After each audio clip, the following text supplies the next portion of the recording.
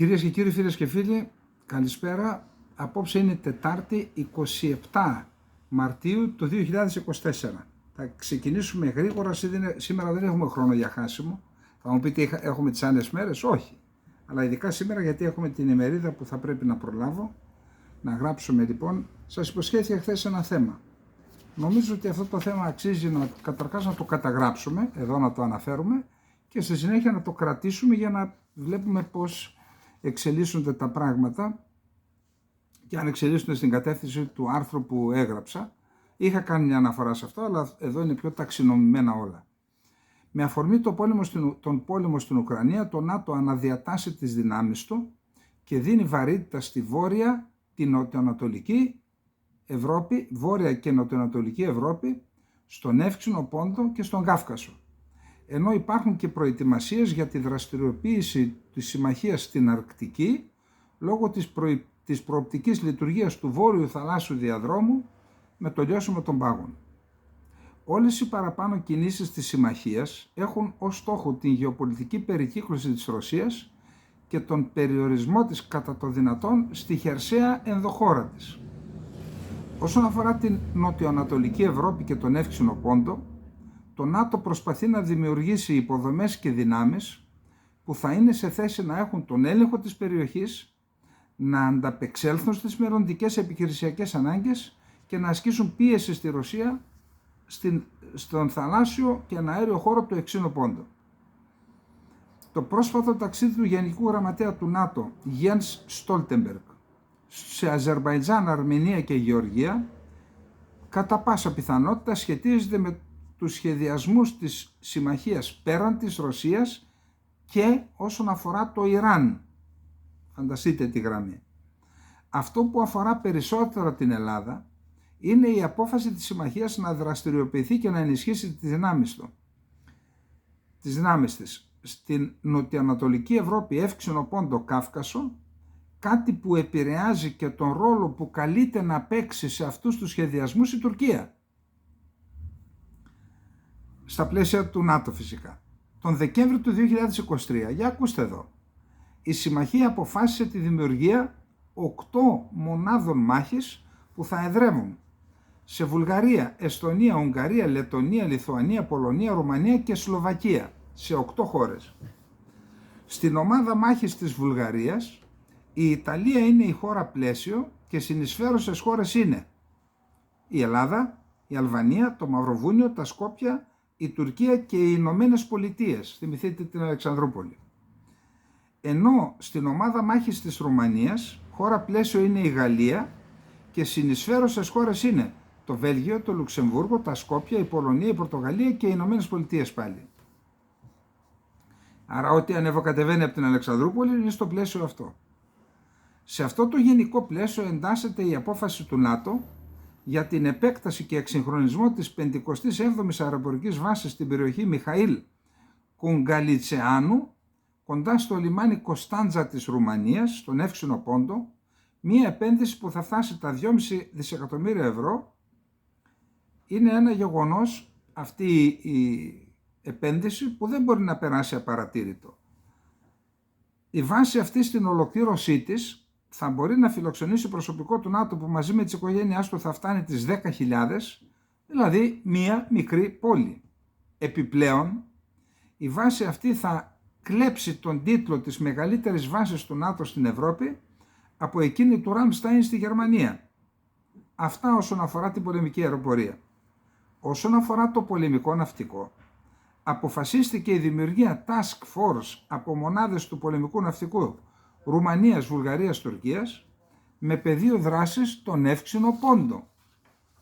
Η αναφορά μας στον επαναπροσανατολισμό του ΝΑΤΟ δεν έγινε για να αναλύσουμε τη στρατηγική της συμμαχίας, αλλά για να δούμε το ρόλο σε αυτόν τον επαναπροσανατολισμό της Ελλάδας και της Τουρκίας και μάλιστα υπό το πρίσμα και των νέων εξελίξεων. Η Ελλάδα αποκτά ιδιαίτερη σημασία όχι λόγω της υποχρέωσης αποστολής στρατευμάτων στην ομάδα μάχης της Βουλγαρίας, αυτό είναι δευτερεύον, κυρίως λόγω του λιμανιού της Αλεξανδρούπολης, από το οποίο διακινούνται οπλικά συστήματα, ελικόπτερα, πυρομαχικά και υλικά για τις ομάδες μάχης στη Βουλγαρία και στη Ρουμανία. Όσον αφορά όμως την Τουρκία, αυτή είναι υποχρεωμένη να στέλνει στρατεύματα στις ομάδες μάχης της Βουλγαρίας και της Ρουμανίας, συμμετέχει στην Task Force του Ευξήνου Πόντου, ενώ είναι η χώρα που συνορεύει με τις τρεις χώρες του Καυκάσου, Αζερμπαϊτζάν, Αρμενία και Γεωργία, που επισκέφθηκε πρόσφατα ο Στόλτεμπεργκ. Συνορεύει δε και με το Ιράν, που είναι μια χώρα δυνητικός στόχος της συμμαχίας. Επίσης, η βάση ραντάρ έγκαιρης προειδοποίησης του ΝΑΤΟ και τον ΗΠΑ στο Κιουρετζίκ της Μαλάτιας συνδέεται με τις βάσεις πυράβλων των ΗΠΑ και του ΝΑΤΟ στη Ρουμανία και την Πολωνία στο πλαίσιο του έργου Meisel Shield. Εάν η εικόνα που προσπαθήσαμε να παρουσιάσουμε παραπάνω απεικονίζει την πραγματικότητα, συνάγεται ότι για να μπορέσουν να προχωρήσουν τα σχέδια του ΝΑΤΟ στην περιοχή που προαναφερθήκαμε, θα πρέπει η Ελλάδα και Τουρκία, αν όχι να έχουν αγαστή συνεργασία, τουλάχιστον να μην είναι σε κατάσταση διαρκώς υποβόσκουσας κρίσης. Εκτός αυτής της αναγκαιότητας, η Τουρκία θα πρέπει να ανανεώσει τον αεροπορικό της στόλο μαχητικών με αεροσκάφη τέταρτης γενιάς, για να είναι δυνατή η συνδεσιμότητά τους με τα άλλα μαχητικά της συμμαχίας που θα δρουν στην Οσάνο περιοχή για τον έλεγχο του εναερίου χώρου στον Εύξηνο Πόντο και στον Κάφκασο. Για να ικανοποιηθούν οι δύο προαναφερθήσεις προϋποθέσεις, δηλαδή να μην υπάρχει διαρκώς κατάσταση υποβόσκουσας κρίσης και να αποκτήσει η Τουρκία αεροσκάφη τέταρτης γενιάς, θα έπρεπε η Τουρκία να σταματήσει να πετά στο Αιγαίο, κάτι που ήταν προϋπόθεση για να αρθεί το βέτο που έθεταν οι ομάδες των Ελλήνων στη ΣΥΠΑ και των Φιλελλήνων και να ανοίξει ο δρόμος για την απόκτηση των F-16 Viper και την έγκριση της ένταξης Σουηδίας στο ΝΑΤΟ. Αυτή την πάυση των υπερπτήσεων και των πτήσεων στο Αιγαίο πήραν οι φίλοι της Τουρκίας και την έτρεψαν στα μούτρα των δικών μας και είπαν ορίστε, δεν πετάει η Τουρκία. Όσον αφορά την διαρκώς υποβόσκουσα κρίση, θα έπρεπε να δοθεί και μία μακροχρόνια προοπτική στην ελληνοτουρκική προσέγγιση, γι' αυτό και η υπογραφή της διακήρυξης των Αθηνών, γι' αυτό και τα όσα άλλα θα επακολουθήσουν. 4 Απριλίου κατά πάσα πιθανότητα ο Μητσοτάκης στο Λευκό Οίκο, ακόμα δεν ξέρουμε αν θα είναι κανονική επίσημη επίσκεψη, 9 Μαΐου σε κανονική επίσκεψη ο Ερντογάν στο Λευκό Οίκο. Έχουν σχέση όλα όσα είπαμε με τις επισκέψεις. Όμως θα πρέπει να σημειώσουμε ότι σε καμία περίπτωση όλα αυτά δεν αγγίζουν τη στρατηγική της Τουρκίας, που είναι η άλωση ολόκληρης της Κύπρου και η σταδιακή ενσωμάτωση όλων των εδαφικών σχηματισμών της θαλάσσιας περιοχής και του εναέριου χώρου που περιλαμβάνονται στο χάρτη της γαλάζιας πατρίδας και της ουράνιας πατρίδας, το νέο φρούτο που μας έφερε η Τουρκία. Με άλλα λόγια, η Τουρκία την ανάγκην φιολοτιμία ποιούμενη ακολουθεί τη συγκεκριμένη πολιτική έναντι της Ελλάδας χωρίς να χάνει τίποτα και χωρίς να αφίσταται ούτε χιλιοστό από τις διεκδικήσεις της έναντι της Ελλάδας. Μόνο κερδίζει και σε εθνικό και σε συμμαχικό επίπεδο. Η Ελλάδα και όλα αυτά, ενώ κάθε 3 και λίγο δηλώνουμε ότι δεν είμαστε αφελείς. Δηλαδή αν είμαστε αφελείς, τι άλλο θα κάναμε? Λοιπόν, αυτά εδώ μπορούμε να ερμηνεύσουμε διάφορα πράγματα, ότι σε αυτήν την καινούργια κατάσταση που φαίνεται ότι εξελίσσεται, είναι υπό εξέλιξη, ότι οι εξελίξεις μάλλον οδηγούν σε αυτή την κατάσταση που περιέγραψα, τα στοιχεία που σας ανέφερα είναι από την σελίδα του ΝΑΤΟ, δεν τα κάναμε από το κεφάλι μας. Φαίνεται ότι ο ρόλος της Τουρκίας είναι πολύ πιο σημαντικός από της Ελλάδας. Γιατί αφορά, όπως είπαμε, 2 περιοχές, 2 ομάδες μάχης, αφορά τον Εύξηνο Πόντο, έχει δώσει task force πλωτές μονάδες, αφορά τον εναέριο χώρο του Ευξήνου Πόντου, αφορά και τον Κάφκασο και το Ιράν. Άρα η Τουρκία έχει είναι πυλώνας του ΝΑΤΟ στην περιοχή και γι' αυτό επιβάλλεται να σταματήσουν τα ελληνοτουρκικά να απασχολούν τη συμμαχία, χωρίς η Τουρκία να κάνει πίσω, επαναλαμβάνω. Και η εμπλοκή της Τουρκίας στο μακελιό της Μόσχας, εάν υπάρχει ανάμειξη δυτικών μυστικών υπηρεσιών, η φανερή εμπλοκή της Τουρκίας έχει αυτόν τον στόχο.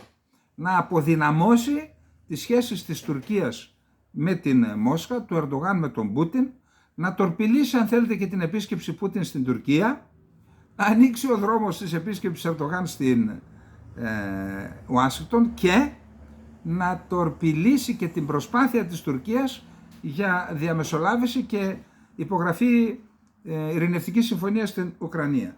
Και ενώ συμβαίνουν αυτά, υπάρχει ένα άρθρο του κυρίου Καπούτσι στην σελίδα του κυρίου Λιγερού, το οποίο αναφέρεται στα όπλα που έχει δώσει η Ελλάδα στο Κίεβο. Το κύριο Καπούτσι ήταν τεταρτοετής στην Ευελπίδων, όταν εγώ ήμουν πρωτοετής, έφυγε λοχαγός νομίζω, κάνει όλα αυτά τα χρόνια, 35 χρόνια, αμυντικό ρεπορτάζ. Λέει λοιπόν, μεταξύ άλλων, ο Πρωθυπουργός και Υπουργοί Εξωτερικών και Εθνικής Άμυνας Γεώργιος Γεραπετρίτης και Νίκος Δένδιας δέχονται πιέσεις από Αμερικανούς και Γάλλους διπλωμάτες να εξετάσουν το ενδεχόμενο να αποσταλούν στην Ουκρανία συστήματα εδάφους αέρος Patriot, Hawk, S-300, OSA και Tormi 1. Ρωσικής κατασκευής τα πρώτα, το Patriot αμερικάνικα. Ή προηγμένη πύραυλη Scalp και AIM 120, αέρος από ό,τι ξέρω, να δοθούν και αυτά στην Ουκρανία με κάποιο τρόπο. Από τις Βρυξέλλες και τη Σύνοδο Κορυφής της Ευρωπαϊκής Ένωσης, όπου και προέκυψε κοινή δέσμευση Ευρωπαίων ηγετών για ουσιαστική αύξηση των αμυντικών δαπανών, ο Πρωθυπουργός Μητσοτάκης έγραψε στην ανάρτησή του αναφερόμενος στη συνάντηση που είχε με τον Ζελένσκι. Η Ελλάδα θα συνεχίσει να στηρίζει την Ουκρανία. Η επίσκεψή μου στην Οδυσσό μου κατέδειξε ακόμα περισσότερο την επίγουσα ανάγκη να εντείνουμε τη βοήθειά μας. Με τη σειρά του, ο πρόεδρος της Ουκρανίας αναφέρθηκε σε συμφωνίες τις οποίες κατέληξε με τον Έλληνα Πρωθυπουργό. Ακολούθησε η αιχμηρή δήλωση απάντηση της Ζαχάροβα εις βάρος της Ελλάδας και ο Έλληνας Πρωθυπουργός, για να θολώσει τα νερά, είπε δεν είναι σοβαρά πράγματα αυτά. Δεν θα υπέγραφα ποτέ κάτι εγκρυπτό με την Ουκρανία, τονίζοντας ότι η Ελλάδα στηρίζει τη δυνατότητα της Ουκρανίας να μείνεται χωρίς σε καμία περίπτωση να θέτει να αμφιβόλω την επιχειρησιακή δυνατότητα των ενόπλων δυνάμεων. Εν πάση περιπτώσει, τι όπλα δώσαμε στο Κίεβο ή θα δώσουμε? Δώσαμε αντιαρματικά RPG-18 των 64 χιλιοστών, τα 40 τεθωρακισμένα BMP-1, σχεδόν 8 εκατομμύρια σφαίρες 762 χιλιοστών, εκατοντάδες τυφέκια μάχης τύπου Καλασνίκοφ, αντιαεροπορικούς πυράβλους τύπου Stinger και πυράβλους για πολλαπλούς εκτοξευτές RM-70. Επίσης, μέσω των ΗΠΑ τα δώσαμε στις ΗΠΑ και τα πουλήσαμε μάλλον και αυτές τα έδωσαν στην Ουκρανία, 100.000 βλήματα διαμετρήματος 155 και 203 χιλιοστών, τα λεγόμενα 8 ίντσα. Όλα αυτά αποσύρθηκαν από τις μάχημες μονάδες και τις αποθήκες του ελληνικού στρατού, τα αγόρασαν οι Ηνωμένες Πολιτείες και τα προώθησαν στην Ουκρανία. Στη συνάντηση που είχαν πρόσφατα στην Οδυσσό Μητσοτάκης και Ζελένσκι, συζήτησαν την περαιτέρω ενίσχυση της αεράμινας της Ουκρανίας. Είπαμε ότι ζητούν από την Ελλάδα τα συστήματα αεράμινας να τα στείλουμε στην Ουκρανία και λένε ότι εξετάζουν να δώσουν σε εμάς μία πυροβολαρχία Patriot και να δώσουμε τους S-300 που τους ζητάει εναγωνίως η Ουκρανία. Επίσης η Ελλάδα λέγεται ότι θα αναλάβει την εκπαίδευση Ουκρανών πιλότων στα F-16 και το λιμάνι της Αλεξανδρούπολης φυσικά που παίζει το ρόλο του πιο πολύ συμμαχικό και δευτεροβόντως ουκρανικό, θα μπορούσε να παίξει και ουκρανικό στη μεταφορά εισιτηρών. Αυτά με τα οπλικά συστήματα. Να περάσουμε στο τρίτο θέμα γρήγορα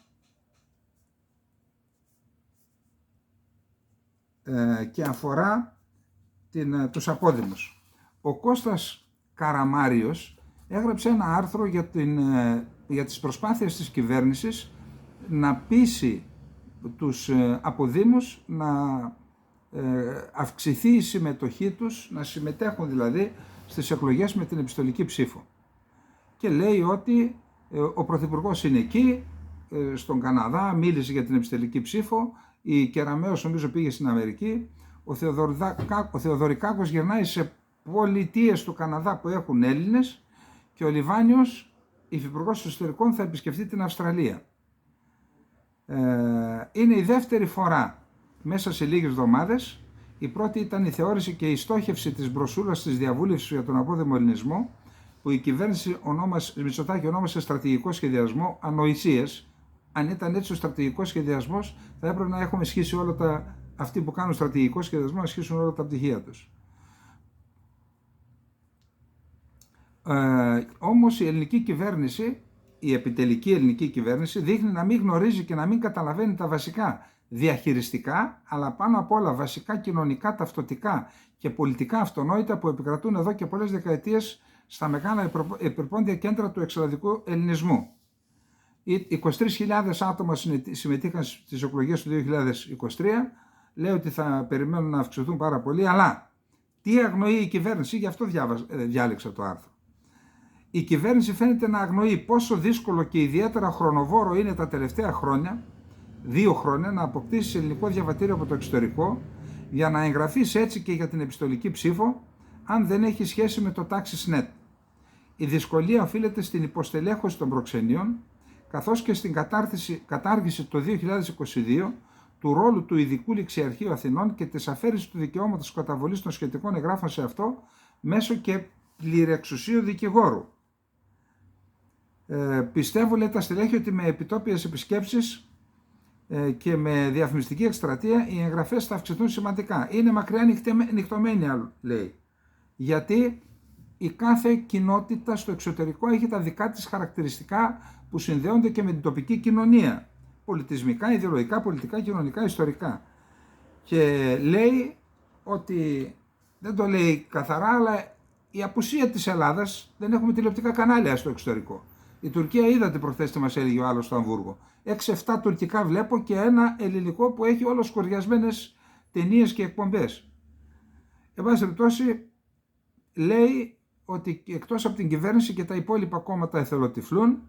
Δυστυχώς δεν είναι μόνο η ελληνική κυβέρνηση που δεν αντιλαμβάνεται και δεν νοιάζεται για το πού στην αλήθεια βρίσκεται και πώς στα αλήθεια συγκροτείται ο σημερινός πολύμορφος οικουμενικός ελληνισμός. Σχεδόν όλα τα υπόλοιπα πολιτικά κόμματα της Ελλάδας, όπως απέδειξε και η επιχειρηματολογία τους στη διάρκεια της συζήτησης για το σχετικό νόμο, αδιαφορούν, εθελοτυφλούν, αδυνατούν να γνωρίσουν και να δουν τα εθνικά, πολιτισμικά, οικονομικά και άλλα ωφέλη μιας ουσιαστικότερης αλλά και αμφίδρομης σχέσης με τον εξωελλαδικό ελληνισμό. Όσο για το ΠΑΣΟΚ, το κόμμα που έβαλε τον απόδημο ελληνισμό στο κυβερνητικό του πρόγραμμα για αρκετές δεκαετίες, ασκώντας ουσιαστική και πολύπλευρη κριτική μετά το θάνατο της Φόβης Γεννηματά και την εκλογή του Νίκου Ανδρουλάκη στην ηγεσία του, δεν είχε καν καταφέρει ακόμα να συγκροτήσει τον τομέα απόδημου ελληνισμού που πάντα διατηρούσε. Πάλι στο ίδιο θέμα, να πάμε σε ένα άλλο θέμα μάλλον. Το επόμενο θέμα μας είναι το λιμάνι της Αλεξανδρούπολης. Το λιμάνι της Αλεξανδρούπολης είναι μια ιστορία, πονεμένη ιστορία. Καταρχάς, λιμάνι, περνάει ακριβώς 300 μέτρα από το λιμάνι η σιδηροδρομική γραμμή και δεν ήταν συνδεδεμένο δεκαετίες τώρα το λιμάνι με τη σιδηροδρομική γραμμή. Νομίζω ότι συνδέθηκε και προσπαθούν τώρα κατόπιν εορτής, τόσο καιρό μιλάμε για το λιμάνι της Αλεξανδρούπολης, να κάνουν δρόμο ο οποίος δεν θα περνάει μέσα από την πόλη. Δηλαδή από το λιμάνι θα πηγαίνει στην παρακαμπτήριο της Αλεξανδρούπολης και από εκεί θα φτάνει στην Εγνατία Οδό. Επίσης υπάρχουν έργα εμβάθυνσης του λιμανιού και μιας άλλης δουλειάς στο λιμάνι, μισό λεπτό να τη δω, λέει επακριβώς. Οι παρεμβάσεις έχουν ενταχθεί, αποφάσισε ο Στυλιανίδης, δίνονται αρκετά, νομίζω 26 εκατομμύρια ευρώ για αναπτυξιακά έργα. Οι παρεμβάσεις λοιπόν στο λιμάνι έχουν ενταχθεί στο αναπτυξιακό πρόγραμμα συμβάσεων στρατηγικής σημασίας που υλοποιείται από το ΤΑΙΠΕΔ και αφορούν την αποκατάσταση των βαθών στη λιμενολεκάνη και στο διάβλο επικοινωνίας του λιμένα, ναυσιπλοείας, απομάκρυνση των προσκόσεων που έχουν συσσωρευτεί από τα τέλη του 2015 έως σήμερα, αλλά και την οδική σύνδεση του νέου εμπορικού προβλήτα με τη νέα περιφερειακή οδό που είναι υποκατασκευή. Αυτό θα σημάνει στρατηγική αναβάθμιση, γεωστρατηγική αναβάθμιση του λιμανιού και της Αλεξανδρούπολης. Θα υπάρχει διασύνδεση του λιμανιού με το διάδρομο Βαλτική θάλασσα, Εύξηνος Πόντος, Αιγαίο, Θρακικό Παύλα, Αιγαίο Πέλαγος, το 3 Seas Corridor, και επίσης θα έρχονται και ουκρανικά προϊόντα από το λιμάνι της Θεσσαλονίκης. Είναι λοιπόν ένα τεράστιο ζήτημα. Θα έχει υποβληθεί σχέδιο να ενταχθεί στο πρόγραμμα ο εξυγχρονισμός της γραμμής Αλεξανδρούπολη-Ορμένιο. Αυτά περιμένουμε. Ένα πράγμα να σας πω. Όταν οι Αμερικανοί σχεδίαζαν να κάνουν μια πόλη, πρώτα έκαναν το σιδηρόδρομο μέσα στις αχανείς εκτάσεις, όταν καθάρισαν τους Ινδιάνους. Πρώτα ο σιδηρόδρομο, νερό, ούτε καν δρόμο, σιδηρόδρομο, νερό και μετά την πόλη. Εμείς πάλι το κάρο μπροστά από το άλογο. Και τώρα πάμε στα δύσκολα. Τις τελευταίες θέσεις στην Ευρωπαϊκή Ένωση όσον αφορά την αγοραστική δύναμη βρέθηκε η Ελλάδα το 2023, όπως έδειξαν τα προκαταρκτικά στοιχεία της Eurostat. Εδώ τα λεφτά θα στα κρύβουν, τα περνούν έτσι γρήγορα. Αντί να προβληματιστούν γιατί η Ελλάδα κατρακύλησε έτσι. Ήμασταν το 12ο μέλος, 11ο μέλος στην ΕΟΚ. Είναι 27 και τώρα είμαστε 26η σε αγοραστική δύναμη. Όσοι μπήκαν είχαν τη μισή αγοραστική δύναμη από εμάς. Η Ελλάδα βρίσκεται στην πρώτη τελευταία θέση με μείον 33% αγοραστική δύναμη και ακολουθείται μόνο από τη Βουλγαρία που είναι λίγο κάτω από εμάς. Το 23 το κατακεφαλήν ακαθάριστο εγχώριο προϊόν εκπεφρασμένο σε μονάδες αγοραστικής δύναμης κειμενόταν μεταξύ 64 του μέσου όρου της Ευρωπαϊκής Ένωσης στη Βουλγαρία και 240 στο Λουξεμβούργο. 64% του μέσου όρου έχει η Βουλγαρία, 240% πάνω το Λουξεμβούργο. Το Λουξεμβούργο και η Ιρλανδία είχαν τα υψηλότερα επίπεδα, πολύ μπροστά και πάνω από την Ολλανδία, τη Δανία και την Αυστρία. Ουραγός η Βουλγαρία και η Ελλάδα. Αυτά, ξέρετε, για αυτούς που μας λένε και υπερηφανεύονται για την μεταπολίτευση και όλα αυτά, ετοιμάζονται μάλιστα να γιορτάσουν και την δημοκρατία, που η δημοκρατία ήρθε στην Ελλάδα όχι ως αποτέλεσμα αγώνων, αλλά αυτοί οι οποίοι τους τακτοποίησαν, έκαναν τη δουλειά τους, οι Χουντέοι και ο πρώτος και ο δεύτερος, τώρα λέει ας φέρουμε τους άλλους δικούς μας να μας κάνουν πάλι τη δουλειά μας. Ποια δημοκρατία? Παραμύθια? Αυτή η δημοκρατία λοιπόν κατήντησε την Ελλάδα και απικία χρέους και ουραγός στην Ευρώπη. Και δεν μιλάει κανένας γιατί είναι ένοχοι. Πάμε στην Κύπρο μας. Στην Κύπρο υπάρχει ένα θέμα. Στις προηγούμενες εκλογές του ΑΚΕΛ είχε βάλει έναν τουρκοκύπριο καθηγητή που διδάσκει στις ελεύθερες περιοχές. Όταν τον Κιζίλ Γιουρέκ. Και είπαν θα τον βάλουμε για να δείξουμε ότι εμείς θέλουμε να ενώσουμε την Κύπρο. Τότε καλούσαν και άλλους να ψηφίσουν και τα λοιπά, να βγει πανηγυρικά. Ο Κιζίλ Γιουρέκ πήγε στην Ευρωπαϊκή Ένωση, δεν έβαλε ποτέ το θέμα της κατοχής, ποτέ θέματα που αφορούν την Κυπριακή Δημοκρατία, είχε προσωπική ατζέντα ή ατζέντα άλλων. Και τότε λοιπόν οι λεγόμενοι Νεοκύπριοι χειροκροτούσαν τον Κιζίλ Γιουρέκ. Τώρα έγινε κάτι άλλο. Η Ένωση Κυπρίων ανακοίνωσε την υποψηφιότητα του Προέδρου της Οζ Καραχάν, τουρκοκύπριος είναι, για τις ευρωεκλογές ως υποψήφιος του κινήματος οικολόγων. Ο Οζ Καραχάν ζει σε ελεύθερες περιοχές, καταδικάζει την κατοχή.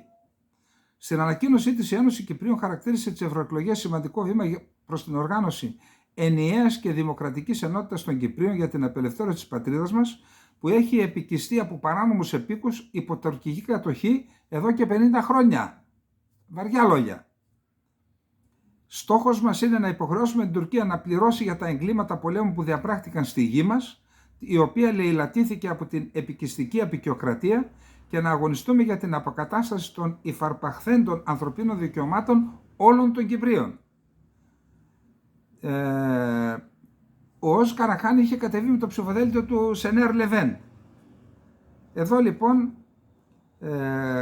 για να συμπληρώσει, αφήνοντας ανεπανόρθωτα εκτεθειμένους όσους θεωρούν ότι οι Τουρκοκύπριοι που θέλουν λύση είναι ο Ακιντζίου Ερχιομάν και το φιλοακελικό κόμμα Τζουμχουριέτ, λέει: Αυτό το βήμα που κάναμε μαζί με το κίνημα οικολόγων Συνεργασία Πολιτών για να αγωνιστούμε για τα ανθρώπινα δικαιώματά μας, που έχουν ξεχαστεί εδώ και 50 χρόνια υπό την τουρκική κατοχή, είναι ιστορικό. Για να δείξουμε τη διαφορά μας από όλες τις λεγόμενες λύσεις σε εισαγωγικά που χωρίζουν τον κυπριακό λαό σε κοινότητες και την κυπριακή γη σε περιφέρειες βάσει εθνοτικών ταυτοτήτων, μπαίνουμε στις εκλογές του Ευρωπαϊκού Κοινοβουλίου με μια κοινή λίστα, όπου μπαίνουν οι Κύπροι με ένα κοινό εκλογικό κατάλογο. Όπως είπε ο Καραχάν, βρέθηκε στο ψηφοδέλτιο του κινήματος Γιασεμί με τον Λεβέντ την προηγούμενη φορά και άλλους Κυπρίους. Έτσι και σήμερα οι επιλεκτικά διαλλακτικοί Νεοκύπριοι κάνουν τις πάπιες, δεν μιλάνε. Βλέπετε, ο ΟΣ δεν είναι ο Νιαζίκ Ζιλγιουρέκ και η πραγματικά αντικατοχική του δράση δεν βολεύει το αφήγημα που επιμένει ότι οι Τουρκοκύπριοι αισθάνονται απομονωμένοι από τους Ελληνοκύπριους, οι οποίοι διακαώς θέλουν να τους εξαφανίσουν. Όλο αυτό το αφήγημα το τεινάζει στον αέρα ο Ος Καραχάν.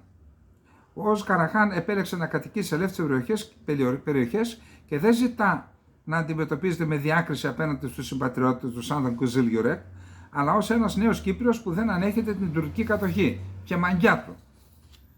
Ο Κώστας Μαυρίδης έγραψε πάλι ένα άρθρο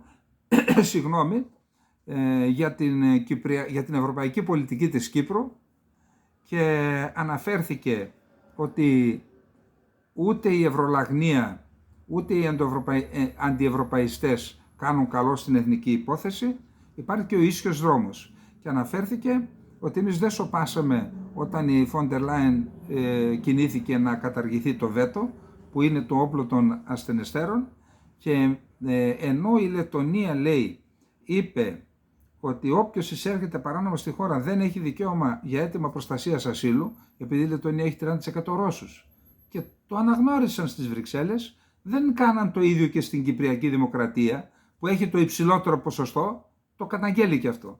Και λέει λοιπόν ότι πρέπει να ενεργοποιηθούμε, φταίει και η Αθήνα, λέει, πρέπει να ενεργοποιηθούμε σε τάξεις της Ευρωπαϊκής Ένωσης και να υπερασπιστούμε τα δικαιώματά μας.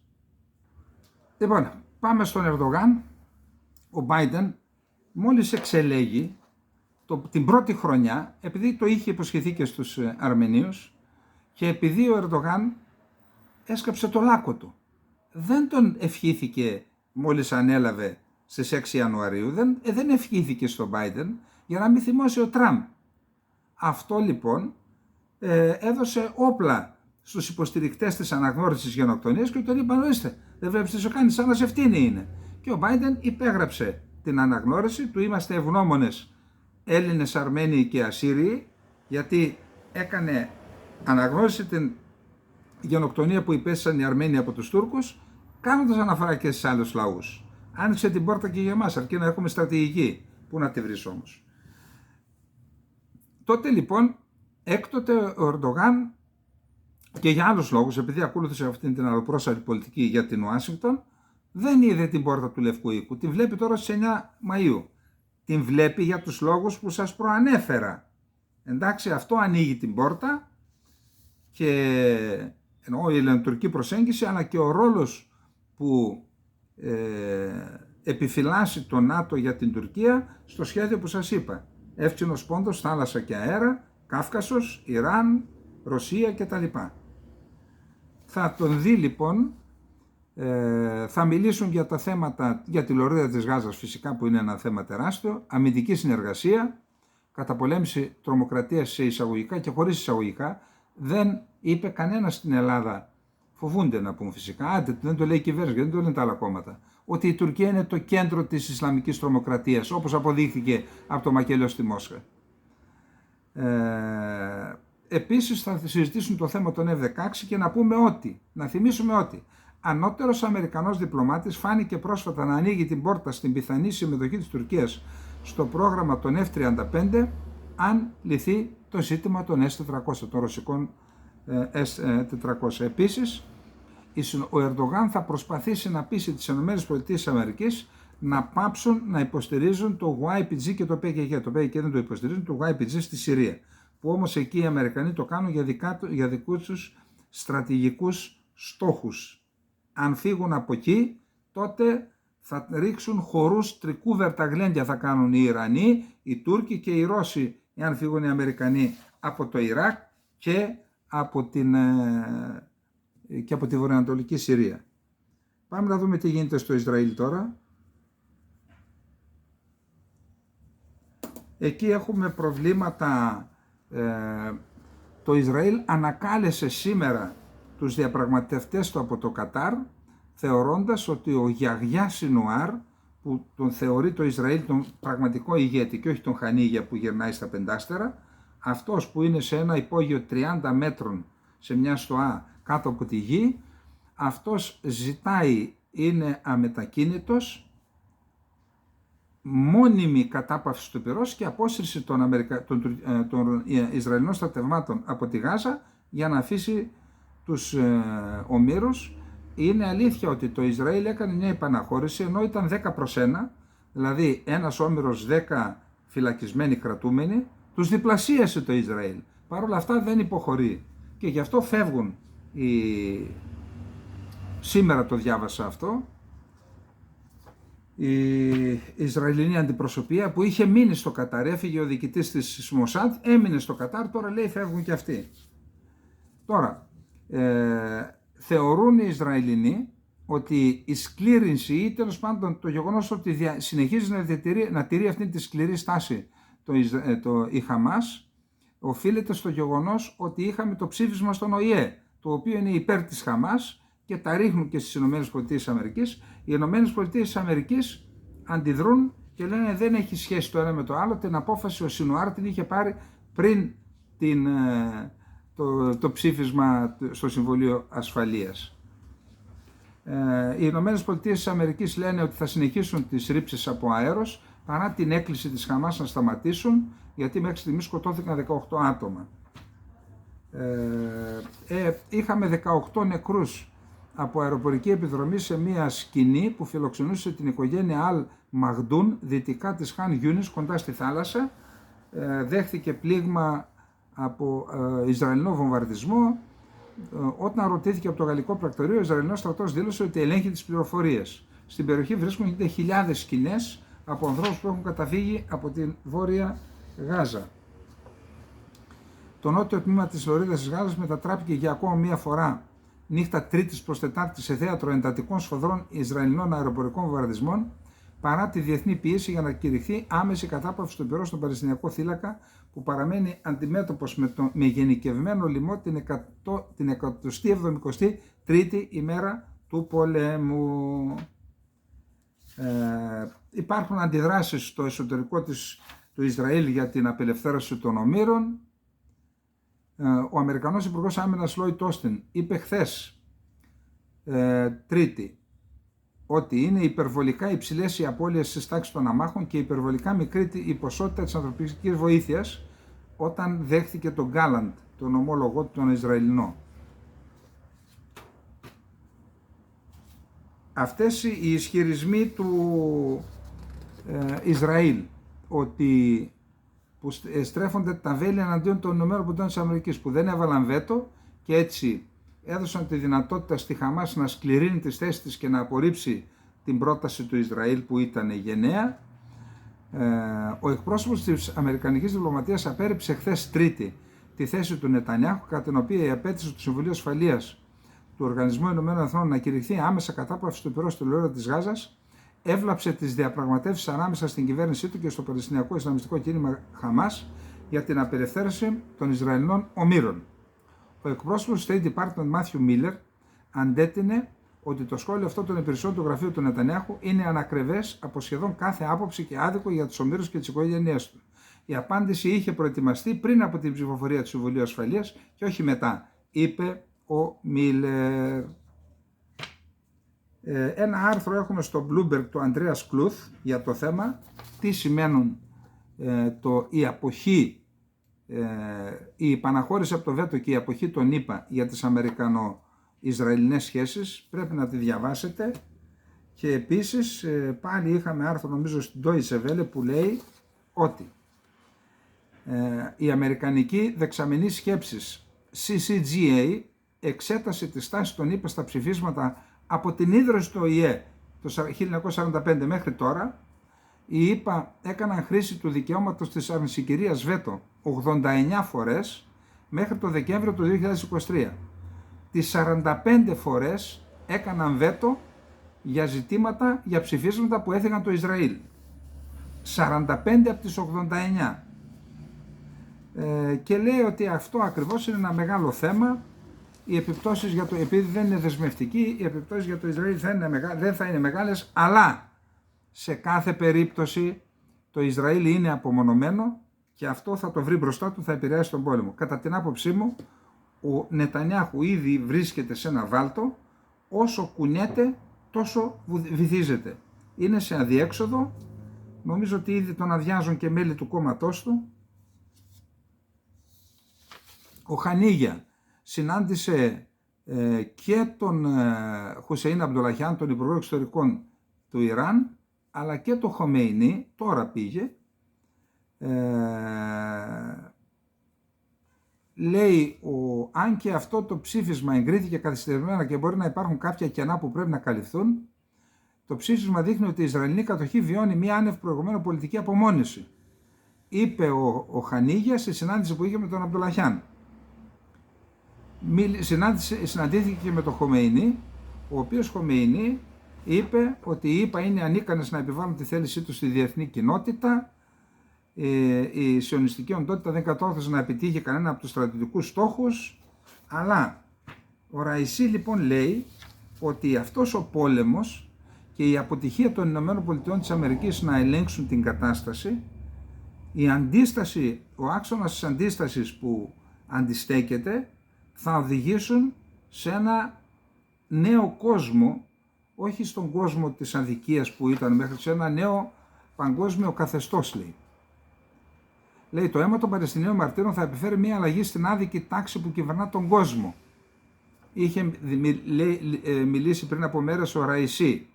Ο Χαμεϊνί είπε ότι η επιρροή των ΗΠΑ μειώνεται. Σύμφωνα με πρόσφατη δήλωσή του, ο σημερινός πόλεμος έχει αποπροσανατολίσει την Ουάσιγκτον όσον αφορά τους στόχους στην περιοχή. Ο Χαμεϊνί θεωρεί ότι η μακροχρόνια φιλοδοξία των ΗΠΑ να κυριαρχήσουν στην περιοχή έχει υπονομευθεί από την ανθεκτικότητα του άξονα της αντίστασης. Λέει και του Βελαγιατή κάποια. Τέλος πάντων, θεωρεί το Ιράν ότι αυτό με τον άξονα της αντίστασης θα ανατρέψει την κατάσταση στην περιοχή, που αυτό θα έχει επίπτωση σε όλο τον κόσμο. Ναι, να πούμε ότι το Τουρκικό Στατιστικό Ινστιτούτο τον Ιανουάριο αναφέρει ότι η Τουρκία εξήγαγε στο Ισραήλ συμπεριλαμβανομένων πυρίτιδα, εκρηκτικά, έφτιακτα υλικά, πυρομαχικά όπλα και ανταλλακτικά.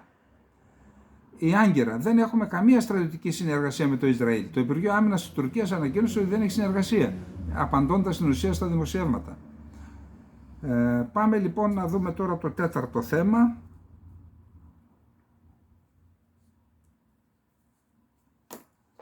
Οι ΗΠΑ εξέφρασαν τη δυσαρέσκειά τους στο Κατάρ που επέτρεψε στο Ιράν να επιδείξει τα όπλα του στην Ντόχα.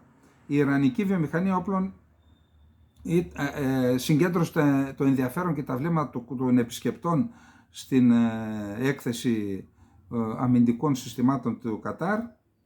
Το ντρόν Γάζα δηλαδή, το οποίο μπορεί να μεταφέρει έως και 13 βόμβες και να πετάξει 2.000 χιλιόμετρα σε ύψος 35.000 ποδών, τράβηξε την προσοχή των όλων στην Ντόχα. Οι ΗΠΑ λένε ότι θα επιβάλλουν κυρώσεις στο Πακιστάν αν συνεχίσει την κατασκευή του αγωγού φυσικού αερίου με το Ιράν. Το Πακιστάν προσπαθεί να διαπραγματευτεί με την Αμερική, ούτως ώστε να επιτραπεί ο αγωγός. Είχαμε πάλι ρουκέτες στην Κυριάτ Σιμώνα, πολλές ρουκέτες από τη Χεσμολάχ. Απάντηση είχαμε και από το Ισραήλ με αεροπορικές βομβαρδισμούς και 2 νεκρούς. Οι Χούθι προειδοποίησαν τη Σαουδική Αραβία ότι αν επιτρέψει να χρησιμοποιήσουν τον αέριο χώρο τους αμερικανικά αεροσκάφη, τότε θα υποστεί τις συνέπειες, θα έχει αντίπεινα.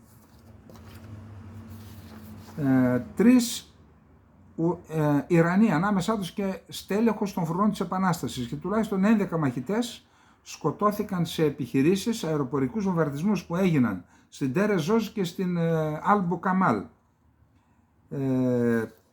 Οι Αμερικανοί λένε δεν είμαστε εμείς, πιθανόν να είναι Ισραηλινοί, Πάντως είναι πολύ νεκρή η επίθεση και πολύ σημαντική. Στον Ανατολικό Λίβανο το Ισραήλ είχε αεροπορικούς βομβαρδισμούς 100 χιλιόμετρα μακριά από τα σύνορα, 2 νεκροί ως απάντηση στους βομβαρδισμούς της Χεσμολάχ. Οι Ηνωμένες Πολιτείες της Αμερικής.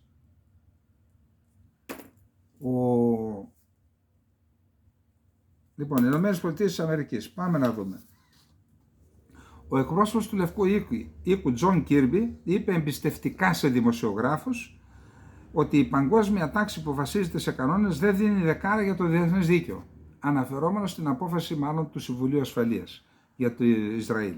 Το ψήφισμα του Συμβουλίου Ασφαλείας του ΟΗΕ για την άμεση κατάπαυση του πυρός είναι διεθνές δίκαιο. Πρέπει να εφαρμόζεται όπως αναφέρεται ρητά στο άρθρο 25 του κεφαλαίου 5 του Χάρτη των Ηνωμένων Εθνών. Τα μέλη του ΟΗΕ συμφωνούν να αποδεχτούν και να εφαρμόσουν τις αποφάσεις του Συμβουλίου Ασφαλείας σύμφωνα με τον παρόντα χάρτη. Αυτό λέει το άρθρο 5. Το άρθρο 25. Σταματήστε να ταΐζετε το Κίεβο ενώ τα σύνορα των ΗΠΑ βρίσκονται σε κίνδυνο, είπε στο Fox Business, το κανάλι, ο Αμερικανός βουλευτής Άντι Όγκλς, και είπε δεν πρέπει να δοθεί τίποτα στην Ουκρανία αν δεν σφραγίζουμε τα σύνορά μας. Ο Τραμπ χθες δέχθηκε εντολή θύμωσης, του είπαν ράψτο μη μιλάς, Ντόναλντ μη μιλάς. Επειδή η δίκη που αφορά τη Stormy Daniels και τα $130,000 που φέρεται να έδωσε για να μην μιλήσει τις προηγούμενες εκλογές, ο εισαγγελέας του Μανχάταν Άλβι Μπρανκ ζήτησε από το δικαστή Χουάν Μέρτσαν του Πολιτιακού Δικαστηρίου της Νέας Υόρκης να επιβάλλει σιγή στον Τραμπ, γιατί συνήθιζε ο Τραμπ να στοχοποιεί στην ουσία δικαστές, εισαγγελείς και ενόρκους. Και όντως το δικαστήριο αποφάσισε να το πει να σταματήσει. Ο Ντόναλντ Τραμπ αποφάσισε να πουλάει βίβλους σε σύμπραξη επαμοιβή με έναν στάρ της μουσικής country που σχετίζεται με τον χριστιανισμό. Η θρησκεία και ο χριστιανισμός είναι τα δύο πράγματα που λείπουν περισσότερο σε αυτή τη χώρα, είπε ο Τραμπ σε τρίλεπτο βίντεο που αναρτήθηκε στον ιστότοπό του στην πλατφόρμα Truth Special εν μέσω της Μεγάλης Εβδομάδας πριν το Πάσχα των Καθολικών.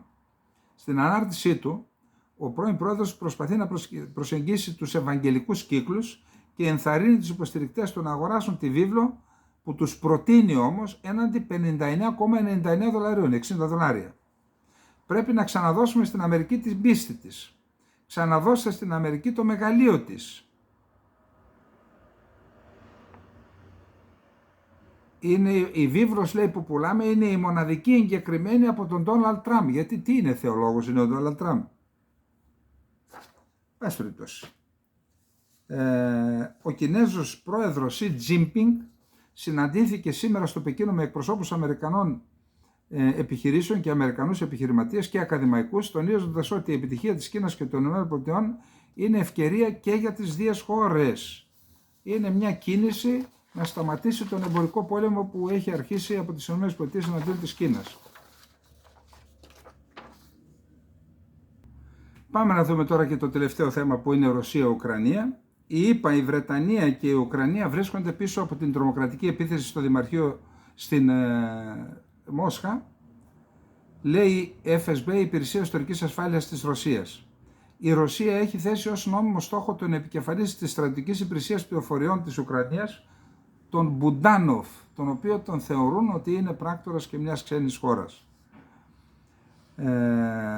Υπάρχουν κάποιες πληροφορίες που λένε ότι ένας Γεωργιανός που πολεμούσε με τους τζιχαντιστές στη Ρωσία έφυγε από τους τζιχαντιστές, ήρθε στην Ουκρανία, είναι συνομιλητής του Μπουντάνοφ, ότι αυτό στρατολόγησε τους 4 που δεν ξέρω αν αυτά είναι αλήθεια. Αν αληθεύουν, τότε θεωρώ ότι μάλλον ο Μπουντάνοφ θα πρέπει να πάει να καταλήξει ως προστατευόμενο πρόσωπο στη μεγάλη χώρα. Η Πολωνία και η Ουκρανία, παρότι είναι συμμαχικές χώρες και βοηθάει η Πολωνία την Ουκρανία, έχουν, λέει, και προβλήματα μεταξύ τους. Θα χρειαστεί να είμαστε ειλικρινείς σχετικά με το πού μπορούμε να βοηθήσουμε και πού πρέπει να συντάξουμε πρωτόκολλα διαφωνίας. Το μεγαλύτερο λάθος της κυβέρνησης ήταν ότι εξαπάτησε τους Πολωνές, τους Πολωνούς και πιθανώς σε αυτούς τους ότι δεν υπήρχε κανένα πρόβλημα, για παράδειγμα με τα αγρονικά προϊόντα. Είπε ο Υπουργός Εξωτερικών της Πολωνίας Αντρέι Ζέινα. Άρα υπάρχουν προβλήματα και θα τα καταγράψουν. Ο Υπουργός Άμυνας Σάπς συνελήφθη να εξαπατά τη Βρετανία. Σε ειδική ακρόαση του Βρετανικού Κοινοβουλίου, συντηρητικοί και εργατικοί ένωσαν τις δυνάμεις τους σε μια ευνηδιαστική επίθεση στον Υπουργό Άμυνας Γκραντ Σάπς. Του είπαν ότι παραπλανούσε τις κυβερνήσεις και το κοινό σχετικά με τις επενδύσεις στις ένοπλες δυνάμεις. Γράφει η Daily Mail. Ο βουλευτής των Τόριν και πρώην Υπουργός Άμυνας Μαρκ Φρανσουά κατηγόρησε τον Σάπς για απάτη, επειδή υπολόγισε τη στρατιωτική βοήθεια προς το Κίεβο ως χρηματοδότηση για τον Βρετανικό στρατό. Εν πάση περιπτώσει, είπε ότι είναι ψεύτης, ότι τελικά δεν μπορούμε να πολεμήσουμε παραπάνω από 2 μήνες. Υπάρχουν απόψεις στρατιωτικών ειδημόνων που λένε ότι ετοιμάζει η Ρωσία μία επίθεση τέλη Μαΐου στη Ζαπορίζια, στο Σούμι, στο Χάρκοβο κτλ. Και το Economist λέει ότι η Ουκρανία πρέπει να πραγματοποιήσει στρατολόγηση μεγάλης κλίμακας επιστράτευση, να συνεχίσει να κατασκευάζει γρήγορα οχυρώσεις και να λάβει πολλές οβίδες από τους εταίρους. Υπό αυτές τις συνθήκες οι Ρώσοι δεν θα έχουν επιτυχία στην επίθεση που ετοιμάζουν το Μάιο. Η Κίνα υποδέχθηκε και τα 7 ρωσικά δεξαμενόπλια που μετέφεραν ρωσικό πετρέλαιο Σοκόλ, τα οποία υπόκεινται σε κυρώσεις από τη ΣΥΠΑ. Ο Πολωνός Υπουργός Εξωτερικών δήλωσε χθες Τρίτη ότι το ΝΑΤΟ εξετάζει το ενδεχόμενο να καταρρίπτει ρωσικούς πυράβλους σε περίπτωση που πλησιάζουν πολύ τα σύνορα των κρατών μελών της Ατλαντικής Συμμαχίας.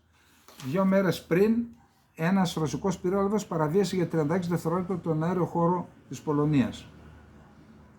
Ο Βρετανός στρατηγός Ρομπ Μαγκόουαν παραδέχθηκε στη συνεδρία της Επιτροπής 26 Μαρτίου ότι ο στρατός του Ηνωμένου Βασιλείου δεν θα μπορούσε να πολεμήσει τη Ρωσία για περισσότερο από 2 μήνες, επειδή δεν έχουμε τα πυρομαχικά και τα αποθέματα εξοπλισμού για να το κάνουμε. Η χώρα είναι απροετοίμαστη για ένοπλη σύγκρουση. Υπάρχει ένα άρθρο του Giorgio Di Mizio, θα το βρείτε και στο Infognomon Πολιτικά, που αναφέρει σε βόμβες, φτηνές βόμβες που έχουν η Ρωσία, μάλλον εννοεί τις βόμβες ολίσθησης, οι οποίες κάνουν μεγάλη ζημιά στην Ουκρανία και τονίζει την ανάγκη της ενίσχυσης της αντιαεροπορικής άμυνας της Ουκρανίας. Η Γερμανία, τα Υπουργός Εσωτερικών ανέφερε ότι το επίπεδο απειλής από τρομοκρατική επίθεση παραμένει υψηλό, Ισλαμικό κράτος κτλ. Και σε κόκκινο συναγερμό και η Ευρώπη για αυτό το θέμα. Λοιπόν, είπαμε ότι δεν έχουμε χρόνο, μικρότερη σε διάρκεια η σημερινή μας εκπομπή, η απόψινή μας εκπομπή, περισσότερα στην ημερίδα εσπερίδα που διοργανώνουμε στο Ίδρυμα Ερευνών, ο Εκδοτικός Οίκος, με πολύ δυνατούς ομιλητές. Λοιπόν, να είστε όλοι και όλοι καλά. Καλή νύχτα.